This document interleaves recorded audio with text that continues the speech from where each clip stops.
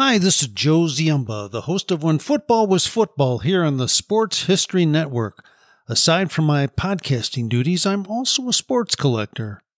And as such, I'm very pleased to share the exciting news that the Sports History Network has partnered with Rochester Sports Autographs, the largest JSA authenticated autograph distributor in the United States, where you can get deals on over 30,000 autograph sports collectibles. So as a collector, I was very pleased when I visited the site of Rochester Sports Autographs. The massive inventory is easy to search, carefully documented, and visually appealing. The options seem limitless, whether you're looking for an autographed baseball, signed football helmets, or basketball jerseys, among thousands of others. I found everything from a Babe Ruth autograph, a signed football by Dick Butkus, and an autographed Larry Bird basketball jersey. And as a collector, you'll be delighted with the very competitive pricing on JSA authenticated products. Made possible since RSA deals directly with athletes, so there's no extra markup, and the savings are passed on directly to the customer. Perhaps you're looking for an early gift for Mother's Day or Father's Day. Heck, who needs a holiday as an excuse to give a piece of sports history to your loved ones? Or how about yourself? Today seems like a great day to add to your own sports collection, right? RSA even has film, music, and other entertainment autographs on the site, so there's something for everyone. All orders from Rochester Sports Autographs are top quality and shipped to your door with top authentication and a money-back guarantee. And to make sure RSA knows that the Sports History Network sent you, we created a special link for you. All you need to do is head to shoprsa.com/SHN. That's shoprsa.com/SHN to get your own piece of sports history today.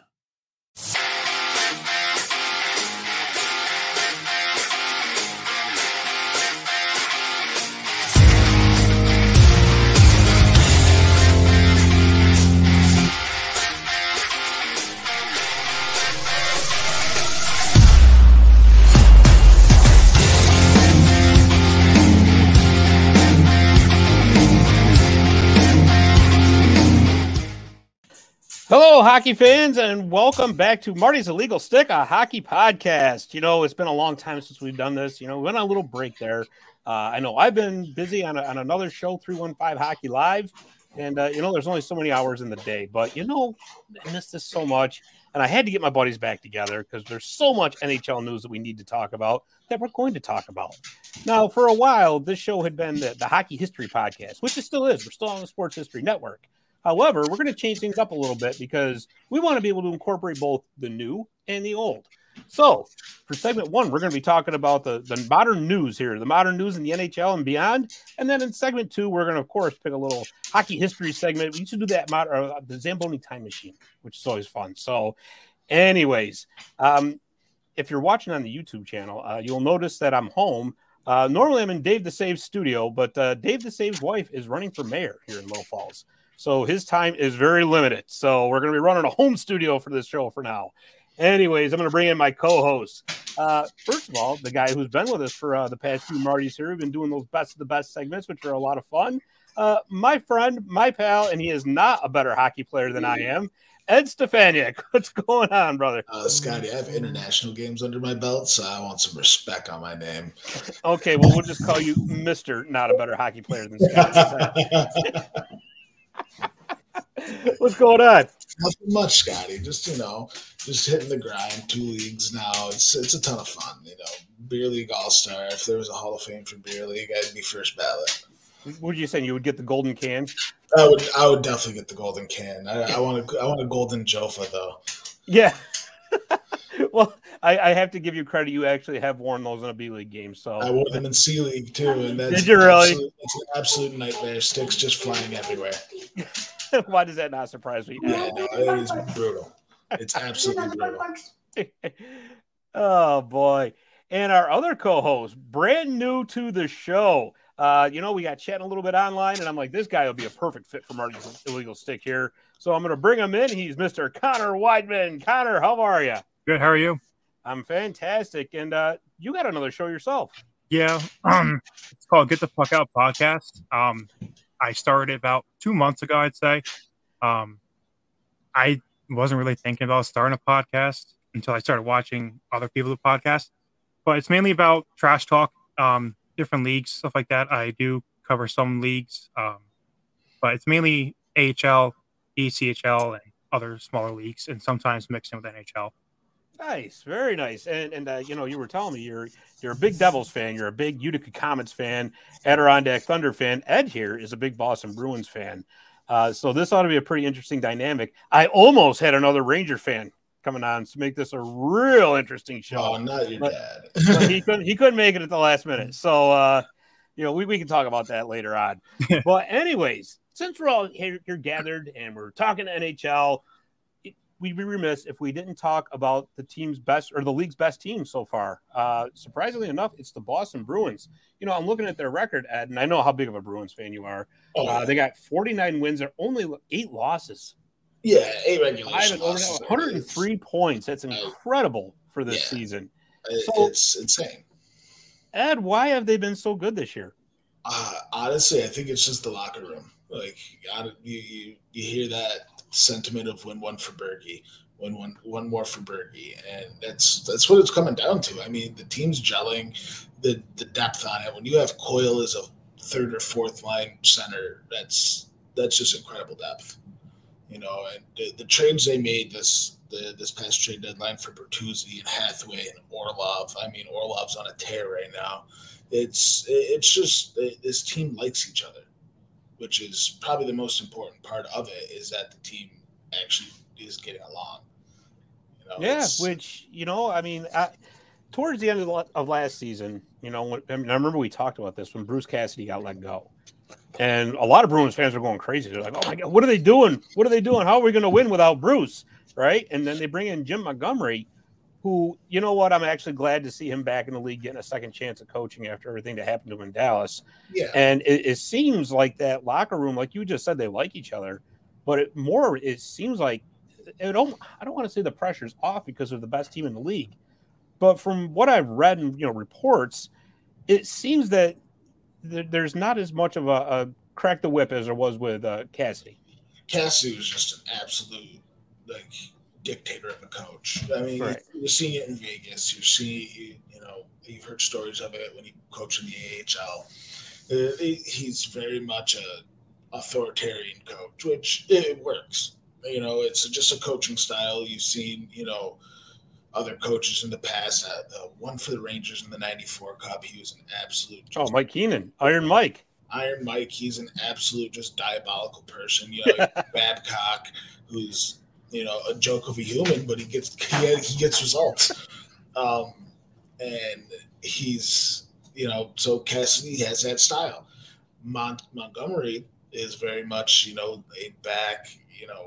He wants to be more of a friend than a coach, which personally for me, that's what I like. Growing up playing, I liked those coaches a lot more, and it made me want to run through a wall for them. So that's probably what I'm thinking too, is this team has it. They had it last year. Did they want to play for Cassidy? And I don't think that's the case at all. Why play for somebody? Why keep somebody around if you don't like them? Yeah, that's a very good point. And I think with Montgomery's style, he can get away with that because the Bruins have a very veteran group.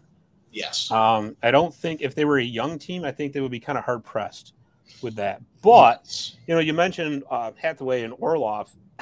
I can't believe that the Capitals gave them away for basically a song and a dance.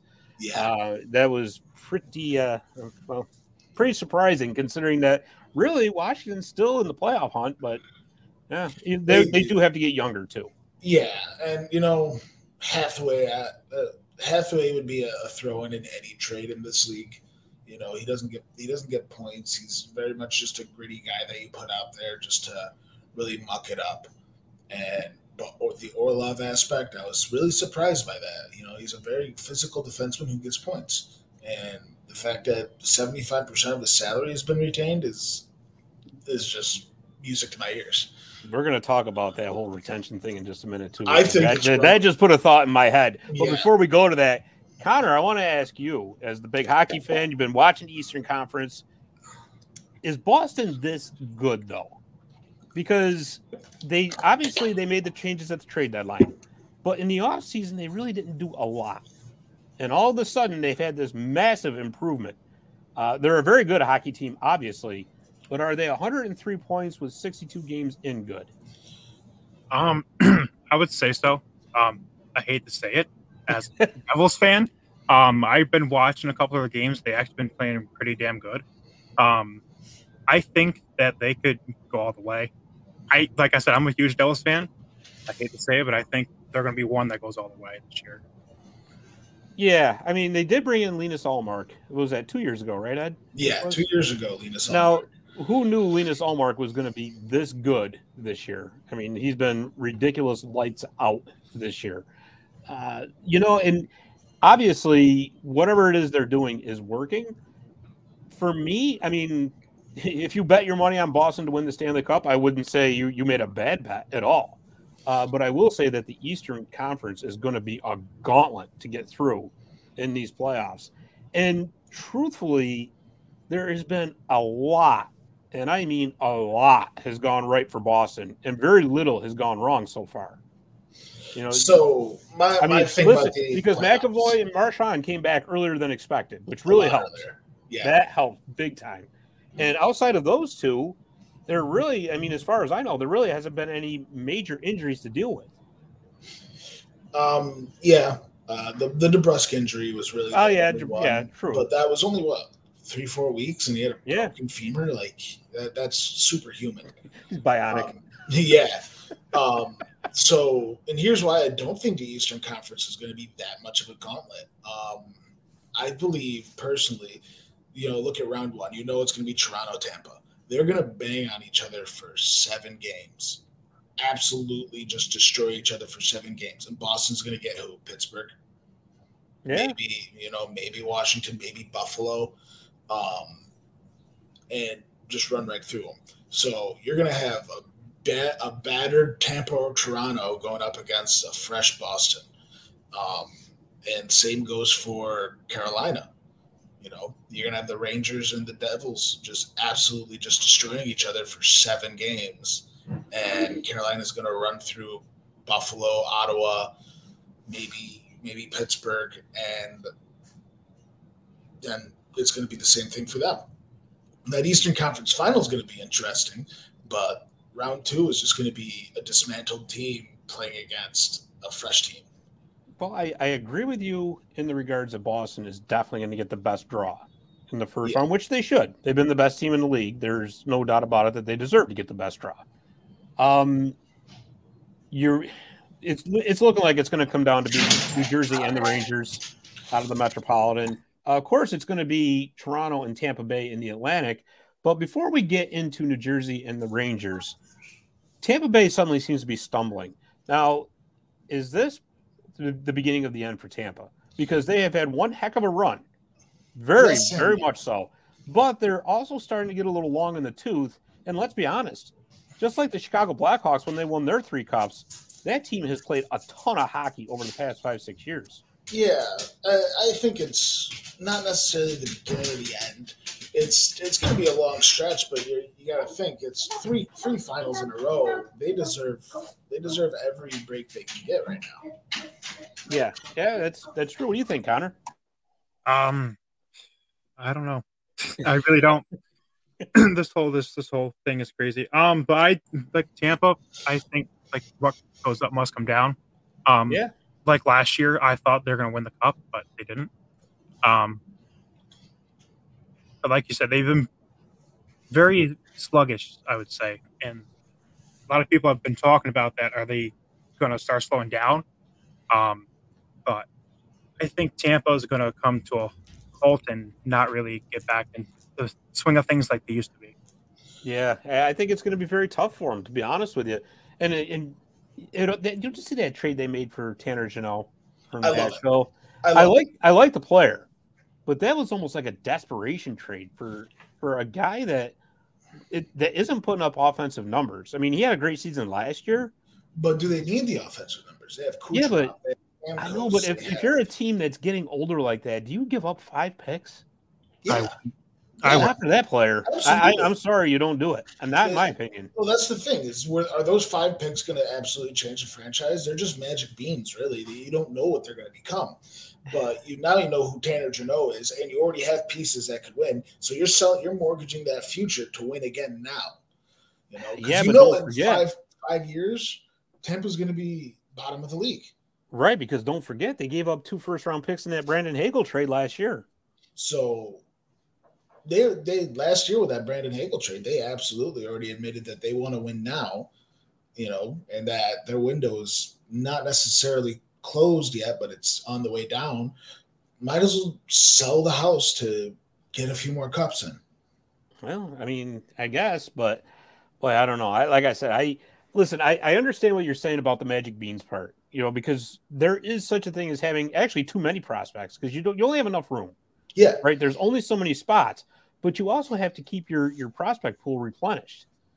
And to me, like I said, I don't mind them getting Tanner Jeannot at all. I'm just the price they paid. And to be honest with you, with this trade deadline, some of those prices were ridiculous. Yeah. They really were. They really were. Yeah. And you know what? Sold high. Yeah, absolutely. And speaking of trades, so now we're going to come right down Connor's specialty here. So obviously we're up here in upstate New York. There's a lot of Rangers fans around. There's a lot of Devils fans around. So let's talk about a little bit because both of those teams made big trades. The Rangers went out and got Vladimir Tarasenko and Patrick Kane. Well, the Devils went and got Timo Meier. That was the team that he was rumored to be going to for about 2 months. Yeah. And then it finally happened.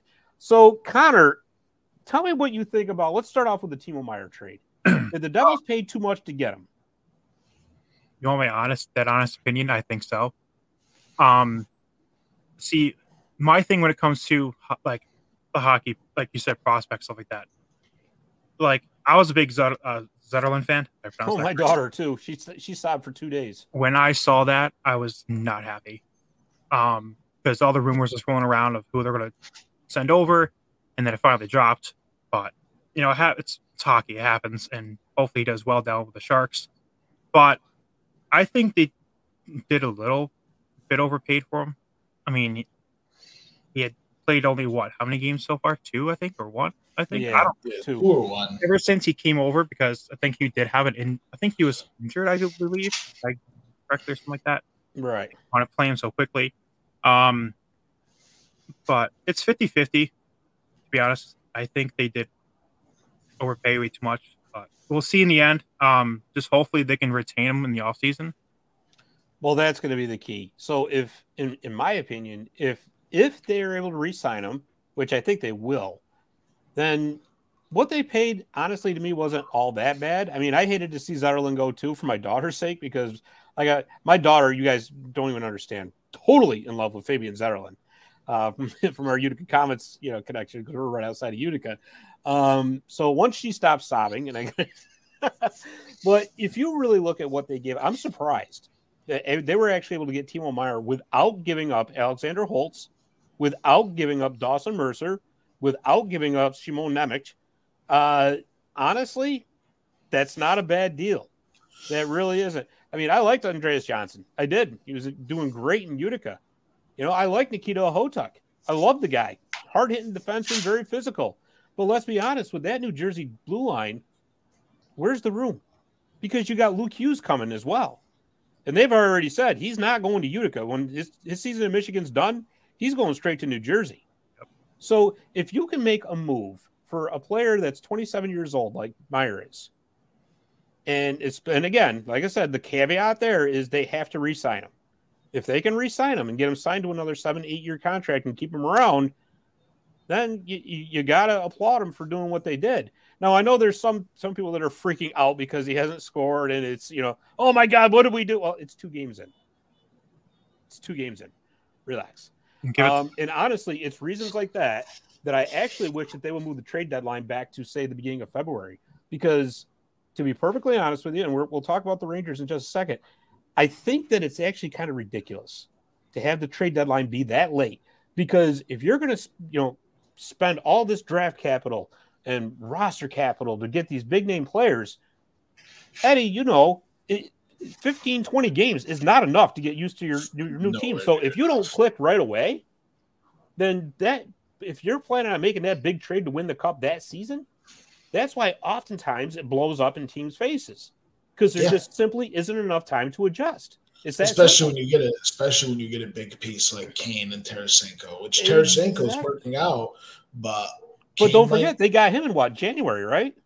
Early February. Okay. Mid-February. So he has a little bit more time, but he paid off right away. But like Timo Meier at the deadline and Patrick Kane, 20 games is not enough. No. Nowhere at that level, nowhere near enough. No, not at all. Learning a whole new system, learning a whole new coach on the fly, like it's gonna that's why you see teams that make these big trades. Sometimes they fall on their face. Exactly. It's just natural. Absolutely. That chemistry is important. I can't believe we're agreeing. Well, you know what? Sometimes it happens. But let's talk about the Rangers for just a second, because I think that the Tarasenko trade is starting to work out because, like I said, they got him earlier. He's had enough time to get acclimated. They went out and they landed the other big fish, Patrick Kane. But two thoughts on that. Now, one, of course, if you can get a chance to get Patrick Kane, you go get him because the guy's a legend. Definitely a surefire Hall of Famer, no doubt about that. But is he really what the Rangers needed? Because the Rangers can score goals. Let's just, they can score goals left and right. But to win in the playoffs, you need grit. You need to have a gritty line. And do they really have that? So, and here's my thought on the Rangers. They are grittier than what we expect. When you have Trouba and Kreider, who are two of the grittiest players, and definitely Trouba being the hardest hitting player in the league right now. I think they have, not enough grit, but, for their situation, a good amount of grit. But other than that, they're not going to get past, Boston, or they're going to have a hard time with New Jersey. It's stating the facts. They have the two gritty players, and that's it. Can they beat Carolina? Not a chance. Connor, what do you think? There's no chance of them being Carolina. Not a chance of them. Not a chance. They have the grit, but I have to agree with Ed that they don't. I don't think so. Yeah, that's just no. Patrick, I don't think Patrick Kane he's not let's say he's not fitting well. I just don't think he's really fitting in that mesh in the Rangers organization right now. Right. I mean, he'd come from Chicago, which losing streaks, of course. Yeah. But if you look at it, they haven't won since they picked up Patrick Kane. No, and again, it takes time. And, they're talking that he's going to be playing with Artemi Panarin, who he's very familiar with, of course. But, again, it takes time. And I want to address something else, too, because what really bothered me about that trade? I don't care that he went to the Rangers. Whatever. Hey, great. Good for them. But to get him, somebody had to retain 75% of that contract because that's how close the Rangers were. Yep. So, obviously, Chicago retains 50%. But now, all of a sudden, Arizona, which is basically like the dumpster of the league, somehow manages to retain 25% of a contract on a player that's never, ever going to suit up for them or even be a part of their organization this season. To me, that's not right. I'm sorry. And I listen, it's a loophole in the CBA. If you can get away with it, hey, absolutely good for you. Great. But to me, that's something that the league needs to take care of. And obviously they can't do it until there's a new CBA. But that's ridiculous. That all of a sudden, because to me, why have a salary cap? What's the point? Yeah, exactly. What is the point? If you can just sit there and say, oh, well, hey, listen, you want a draft pick? I know you got a lot of cap space and you're not going to make the playoffs. So here, take part of this contract somehow and we'll make it work. To me, I'm sorry, that just reeks of cap circumvention. I agree. That really does. Completely agree. And like you said, as of right now, it's a loophole in the CBA, so you get away with it all you can. But if they don't do anything to fix this, you're going to start seeing ridiculous trade after ridiculous trade. Like, it's going to be just an absolute just nightmare because you're going to be sitting there just looking at it, being like, who went to who, what, how did Toronto afford that many players this deadline? Yeah. I know, right? It's it's a joke, right? It's an absolute joke. It is. And why bother? Why even bother with it? And I'm glad you actually mentioned Ryan O'Reilly because here we're talking about big trades, giving up big assets to get players. And all of a sudden, it's something that you can't help as a part of the sport. But now he's on LTIR with a broken finger. Hey, listen, it serves him right.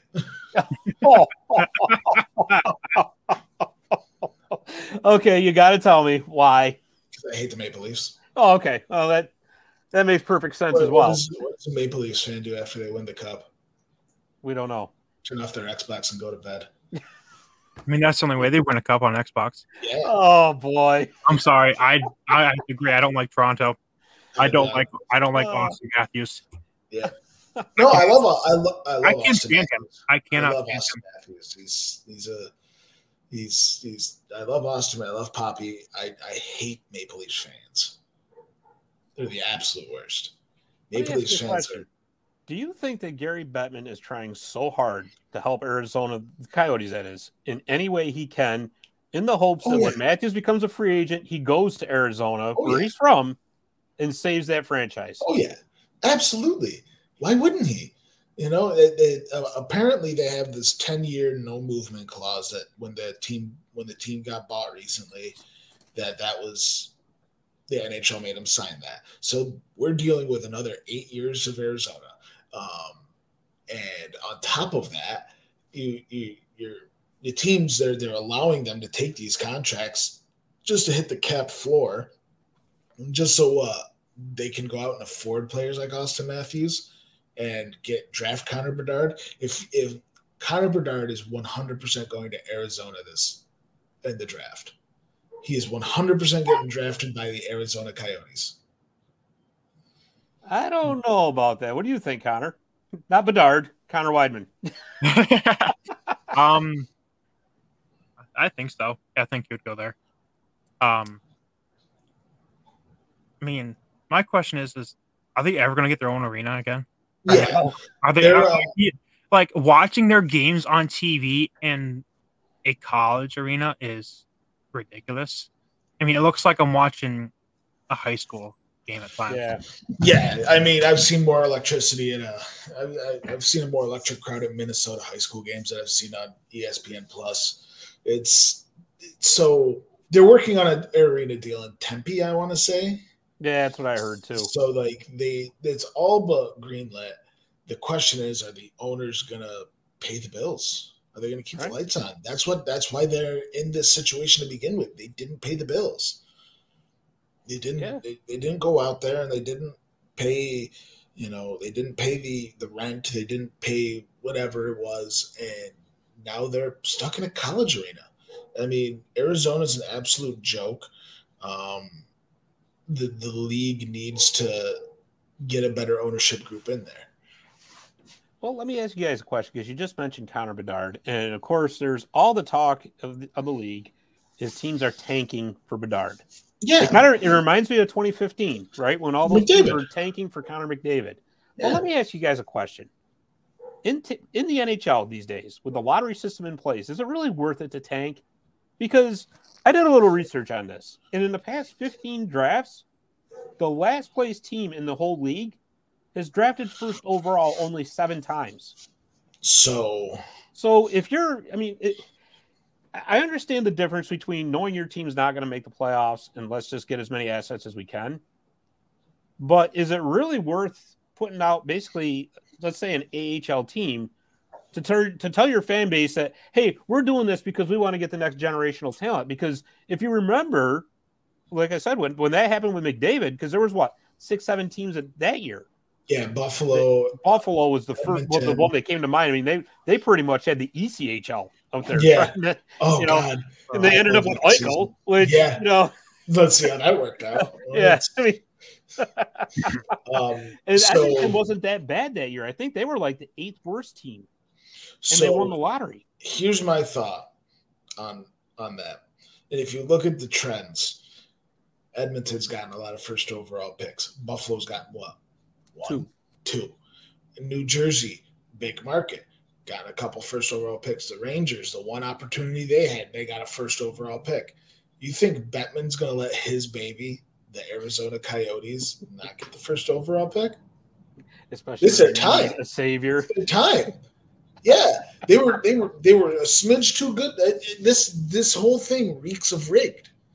Look at the NBA. Look at the NBA. Patrick Ewing. Yeah. Right. What was it? The theory is that they had all the envelopes in the draft lottery inside of the bowl, and they freeze dried one of them so they knew which one to grab. Could you imagine if it was stuck to the side of the bowl? Yeah, that's actually the theory is that they freeze dried it right before so they could pick that one and it'll say New York Knicks because they didn't want him to go to the Washington Bullets. You're getting the most electric guy in the draft and he's going to play for the Bullets? No. Well, yeah, but he did play for Georgetown, which is right there in Washington, D.C. Yeah, but the league doesn't care about that. The league wants money. Imagine the Bedard Coyotes jerseys that'll sell off the shelf. They'll sell out in a minute. They'll sell that 4,000-seat out arena in seconds. Yeah. The league has a team on life support, and the only way to get them back off life support is to get Connor Bedard. Yeah, it'll be interesting. That's for sure. Mark my words. Sure. Arizona is getting the first overall pick because they're on life support, and it's Bettman's baby. All right. Well, I'll tell you what. You guys both think Arizona's going to get it. I somehow, some way think it's going to end up somewhere else, but we'll see. We'll see. That's going to be interesting for sure. Well, that's the thing is Arizona this year is historically bad. Yeah, but Ed, they're winning. I just looked, and I couldn't believe this myself. I just looked. They're actually better in the Western Conference than Anaheim, San Jose, and Chicago, which has really got to be freaking the NHL out. They're got to be going, guys, you're not supposed to be winning. Stop that. We're trying to get you Bedard, right? Chicago's definitely not going to get it. They're going to put lead in that ball. So they're going to do everything they can to make sure Chicago doesn't get it because of everything that happened this past offseason. Anaheim, they're like, how are you not surviving with Zegras and Mason McTavish and all these players? Yeah. You're on your own. They're gonna put helium in that Arizona ball. They're just gonna inject it with helium so it floats right up to the top, and they pick it up and they say, Arizona Coyotes, your first overall pick. All right. Well, we'll see. We'll see about this one. We'll see. All right. So I want to wrap this up, this segment here, with a little bit of wild card talk, because that Eastern Conference especially is going to go right down to the wire. Yeah. And while I totally agree with you guys in the regards that whoever does get in that wild card is going to have a very, very tough hill to climb, be it Boston or, as it looks right now, Carolina. But I'm just going to go over this real quick here. Right now, in the 1 and 2 wild card spots are the New York Islanders with 74 points, the Pittsburgh Penguins with 73. They're 1-2. Followed by the Florida Panthers at 70, the Ottawa Senators 68, the Buffalo Sabres 68, the Washington Capitals, who we just talked about, with 68, and Detroit's still hanging around with 65, but I don't think they got enough runway left. Detroit's done. From Buffalo up is where it gets interesting. Now, here's what's really interesting, is that the Islanders have played more games than everybody else. They got 66 games in. So the Penguins have 63, so they got a little wiggle room. Florida's in that same boat the Islanders are. They got 65 points, and I'll tell you, they have been just a total disappointment. Yeah. After last season, what a disappointment they've been. What intrigues me is Ottawa and Buffalo. So they both have 63 games in, right? They're both trailing the Islanders by 6 points, and they have 3 games in hand. So believe it or not, the Ottawa Senators and the Buffalo Sabres still have a shot at this. They still have the same record. So they win and loss columns. Yeah, exactly. Ottawa is going to claw and scratch their way into that playoff spot. Just seeing Brady Tkachuk challenge that whole Detroit Red Wings bench. I love that. And the team backing him. And that's the important part, the team backing him. he is going to drag them into a playoff spot. Brady Tkachuk is such an X factor for that team, and he wants to win, and he wants to win now. He needs meaningful games. When you're a captain and you are that young, you need meaningful games. It's important, and he is going to get them meaningful games. They may not necessarily make a playoff spot, but they're going to be playing for the playoffs with 5 games left. Yeah, which is exactly what they need, really. Because it's Ottawa and Buffalo are not only similar records, but they're in similar positions with their fan bases, right? Their fan bases are fed up with the losing. Yeah. Absolutely fed up. Yeah. And they're finally starting to get people back in the building. And if you look at Ottawa, right, and when they made that trade for Jacob Chikrin from Arizona, I looked, I'm like, what are they doing making that trade? Are you kidding me? I mean, he was supposed to go to all the top teams. Remember, he was going to go to Boston. He was going to go to L.A. He was going to go here. He was going to go there. Then he goes to Ottawa. And then I looked, I'm like, well, wait a minute. Ottawa's still got a chance at this. And if you're in their situation, sure, you try to make that move. But Ottawa is going to have to start winning now. And I'll tell you, I like what they're doing because they're loaded with prospects. And I like what they're doing in the regard. They're saying to their prospects, okay, we've invested all this time and draft picks and all that into you. Now it's your turn. Now you got to prove it because they traded away their first-round pick getting Alex DeBrincat for this year. Next year's is gone in the Jacob Chikrin trade. So there is no first-round picks. But, Connor, is there a chance that the Buffalo Sabres could sneak into this? I would say yes. The atmosphere, like if you watch their games, the atmosphere in that arena that has gone up, it's like they're in the playoffs. The energy in that arena, like I said, someone was talking about it somewhere else. I heard, and just the energy is changing in that arena out there. Absolutely. Like you could, like I watched a few other games as well, and I watched the game versus Edmonton. But I do think they'll make it.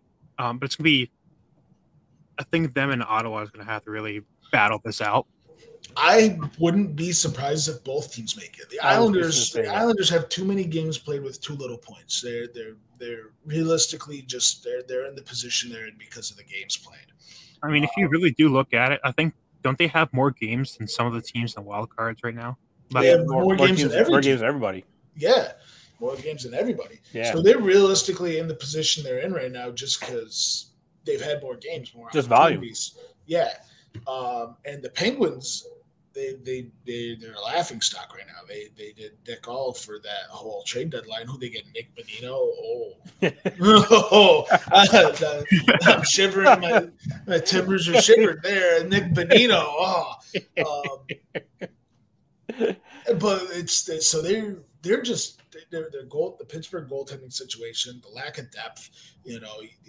Realistically, just the aging core mixed with the inexperience on the back end on their bottom 6 and their bottom 4 defensemen. I mean, they're a sinking ship. I realistically don't see them getting in whatsoever, especially with goaltending.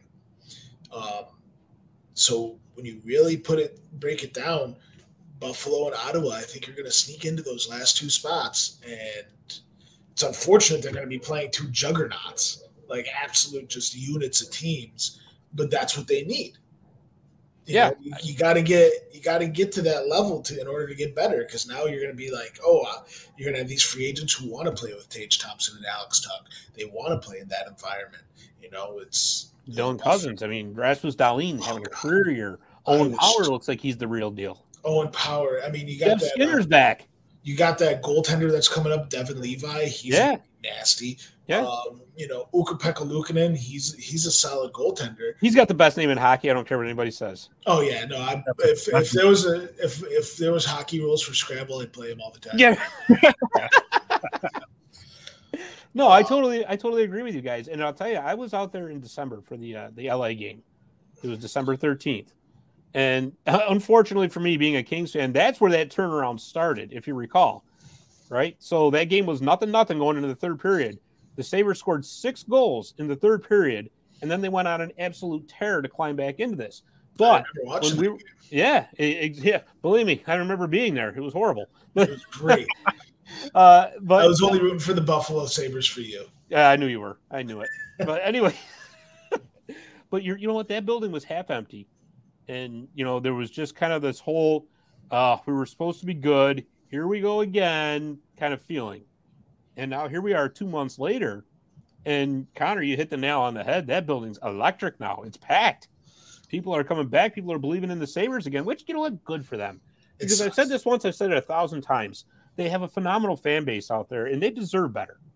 They deserve better than they were getting. So I'm actually very happy for them. The Sabres are getting better. I'm actually happy for them.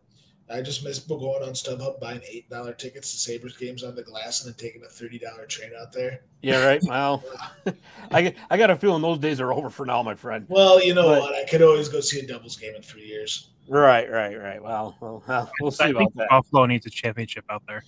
Yeah, that's right. They've never had one. They don't need a championship. They just need to think they just need to think that they need a championship. I think they deserve it. I mean, not into bringing the football stuff. I mean, my dad's a Bills fan, so if my dad does watch this, he'll probably call me after this and stuff. But like, they have these teams that do great and then they choke.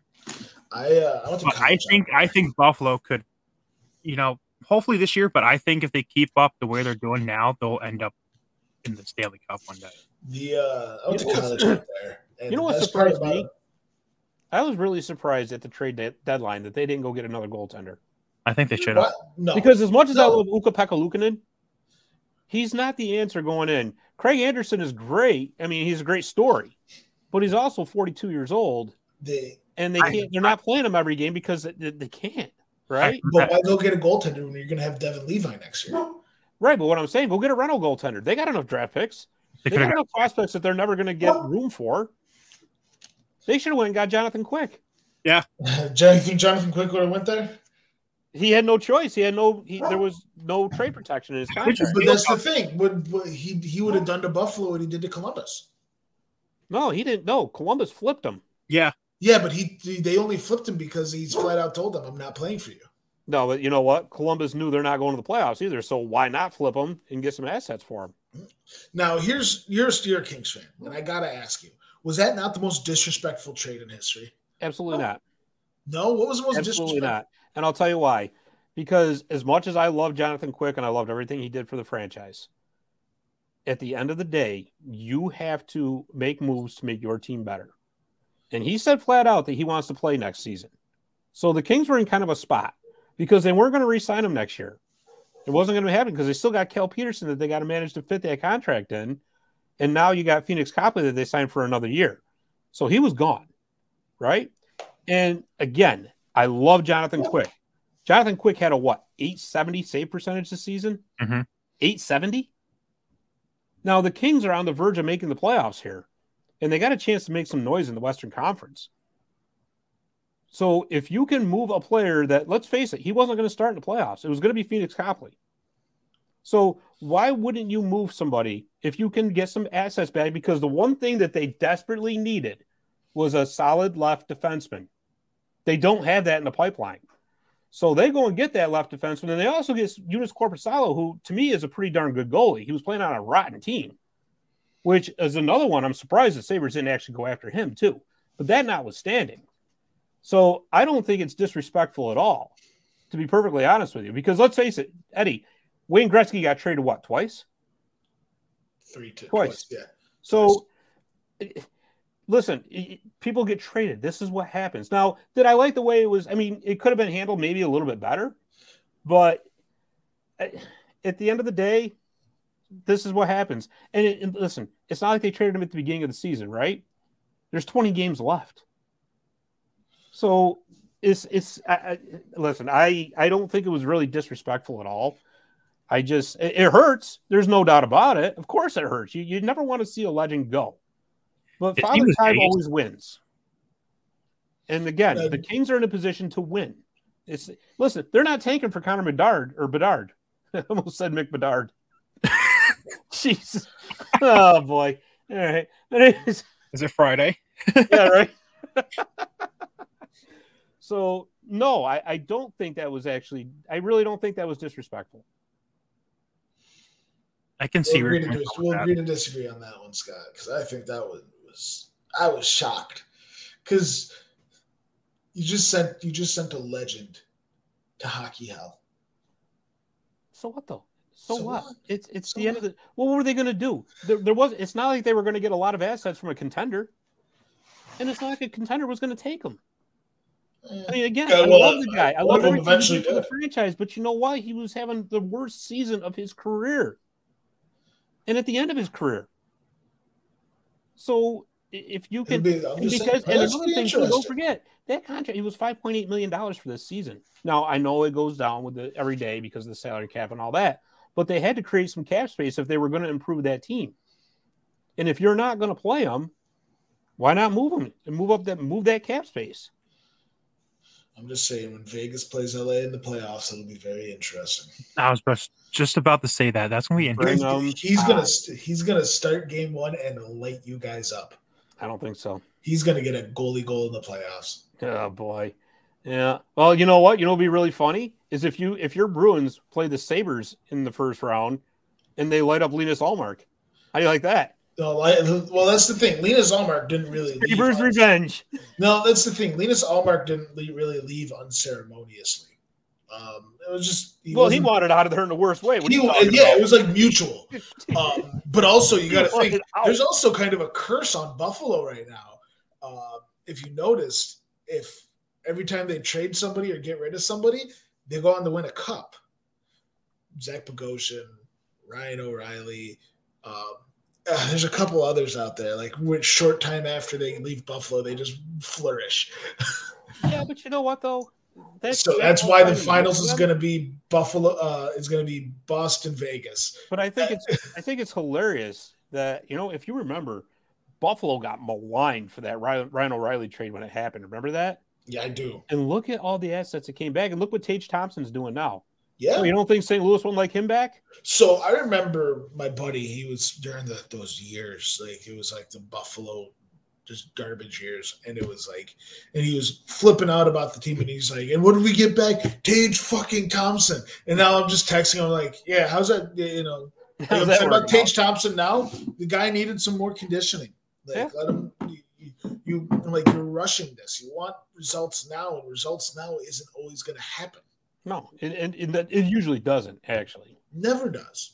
You get a prospect like Tage Thompson, yeah, you're upset that he's not flourishing right now, but you're looking at everyone else and laughing. Like, it's where was that sentiment before?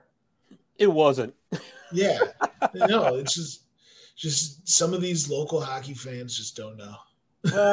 Well, there's a lot of emotion involved with hockey too. Yeah, like with any sport, and listen, that's what you want. You want passionate fans, right? Yeah. Because otherwise, it's not fun anymore. If you don't have anybody yell and scream at, Yeah, you're right about that. So listen, I'm going to close this segment up by asking you guys one question and one question only, and I'm going to start with you, Ed. Give me a surprise pick out of the Eastern Conference. Who could actually turn some heads and go, "Ooh, I didn't think of them." Nobody in the Eastern Conference. What you see is what you get. Okay, who's got the best chance to beat your Bruins then? Carolina. Okay. All right. By far, Carolina. And then you get murdered. With all due respect, I don't think nobody's going to stop Carolina. Really? Ooh, that's interesting. I do. I think their goaltending can be shaky. I think their offense is a juggernaut. Their defense is a juggernaut.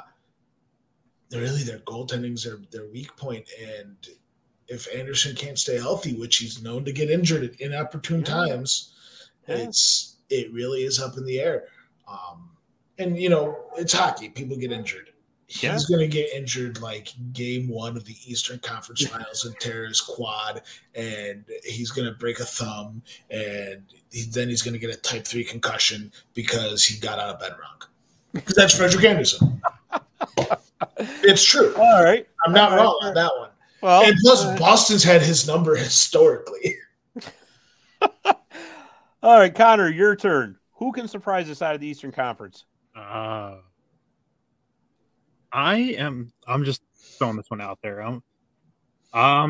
Because it seems every year there's some Cinderella team that shocks everybody. I'm gonna say Florida. Oh, he's got Florida getting in. That's really interesting. I'm going to say Florida. I like watching. It's both the Kachuk brothers. I love watching them play. Could you imagine an Ottawa Florida playoff series? That would be a lot of fun too. Watching those two tangle. Did you see today that Talbot's out for 3 weeks? Yeah, who? Ottawa's goalie. Oh, Talbot again? Yeah. Or a body injury. Yeah. Cam Glass Talbot. So that I was going to go with Ottawa until I just looked at that. So, but I'm going to go with the Florida Panthers. The Florida Panthers. He's got them getting in. Yeah, but you know what, though? That's interesting because if they do get in, there is enough talent on that team to make some noise. And let's be real. Sergei Bobrovsky has been playing a lot better lately. Oh, yes. And he is a 2-time Vezina Trophy winner. They've turned it around since the All-Star break, and they've been playing a lot better hockey. I just don't think – I think they're too far behind to really get started now. Well, let's see. What did we say they got? Oh, they got 3 points to make up.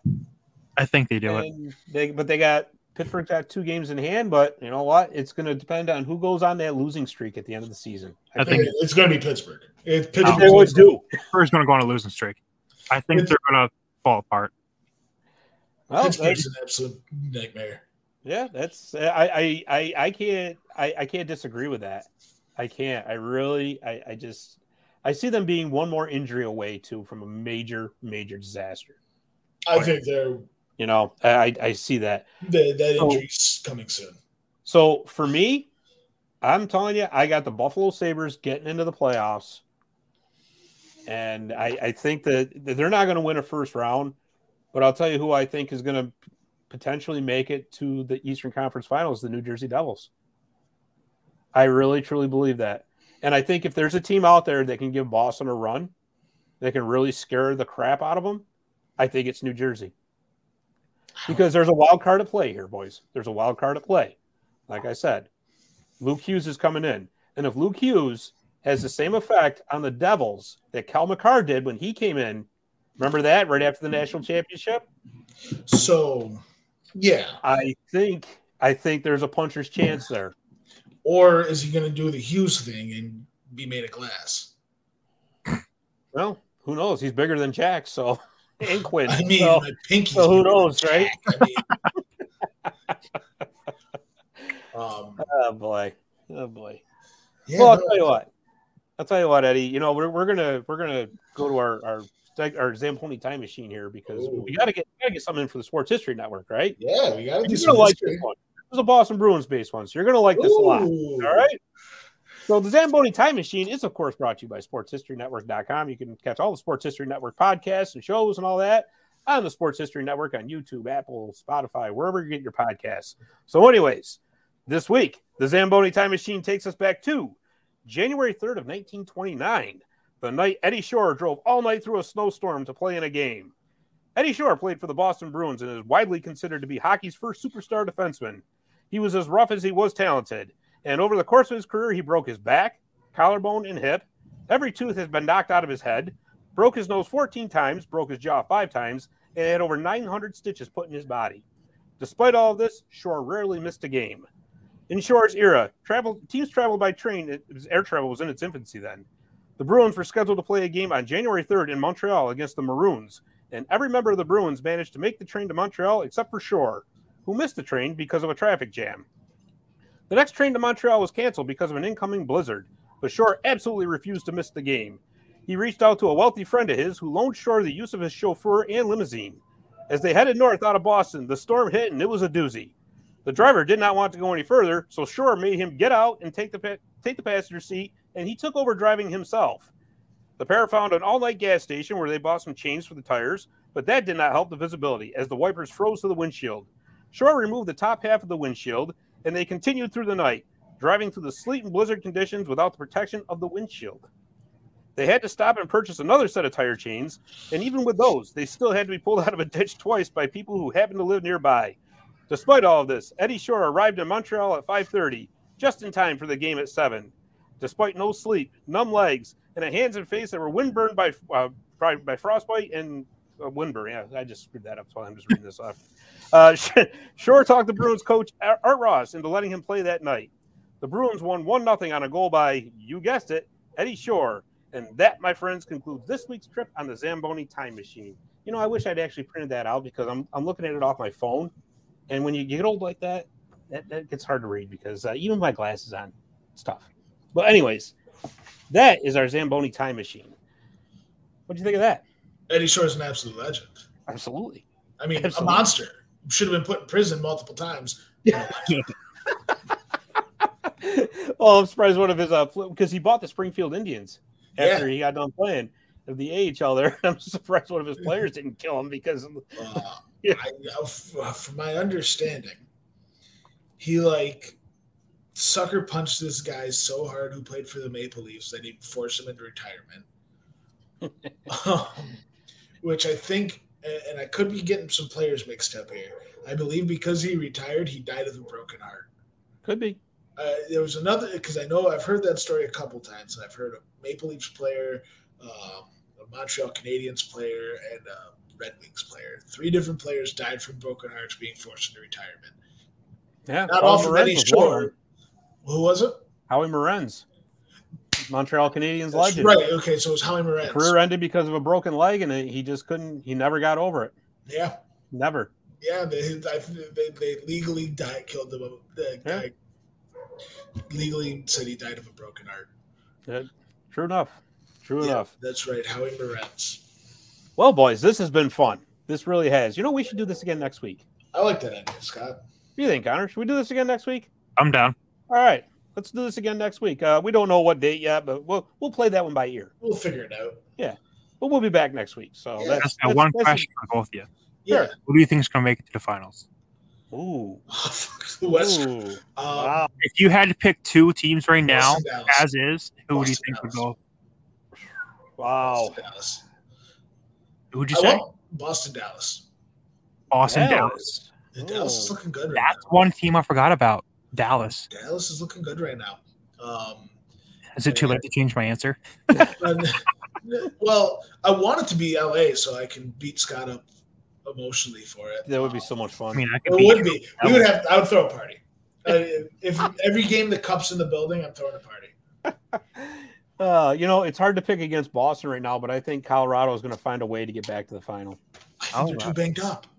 Yeah, but you know what, though? There's still time for them to get healthy. Players are going to be back. Double repeat. I don't think they're going to win it. I don't think they're going to win it. But they'll find a way. I know that we just seen in our lifetimes now, 2 teams repeat. Right. Mm-hmm. I don't think it's going to happen. It's not going to happen a third time. No. But if they get healthy fast enough, sure. But I don't see it. I realistically don't see the team getting that healthy that fast. Well, you never know. You never know. Yeah. But all right, boys. Well, that's it for this week. So for everybody out there listening, we want to thank you for listening. And like we just said, we will be back next week. So thanks for listening, and we will see you next week on Marty's Illegal Stick Hockey Podcast. Hey there, sports history fan. This is Arnie Chapman, a.k.a. the Football History Dude. And I hope that you enjoyed this recent episode presented by the Sports History Network and were able to learn some good old-fashioned sports history knowledge nuggets. I started the Sports History Network back in 2020 with the mission to help podcasters find a community of like-minded sports history nerds, as well as helping aspiring podcasters to start their own shows. We have a little bit over 30 shows on the network right now covering all sorts of sports history, but as far as I'm concerned, we're just at the toothpick in the ocean moment, that can't even figure it out because there's so much more coming. We wanted to create the ultimate headquarters for sports yesteryear, starting with Podcast Network and our website, but we're going to continue to move into other mediums as well. And here's the cool part, because we want you to be part of our team. So if you're interested in starting your own podcast, or maybe being a guest on one of our shows, or who knows, maybe even writing an article for us over on the website. Seriously, all you gotta do is reach out to us on the contact page over at sportshistorynetwork.com. You can be as technologically savvy as a Neanderthal tapping on a stone trying to figure out this whole hieroglyphics thing back in the day. Again, it doesn't matter, because even if you don't understand the whole podcast space, we have a production team that can pretty much help you out with doing everything. All you gotta do, head over to sportshistorynetwork.com, head to the contact page, fill it out. That message goes right to me, and I'll reach out to you as soon as I can. But for now, dude, I'm through if you're through.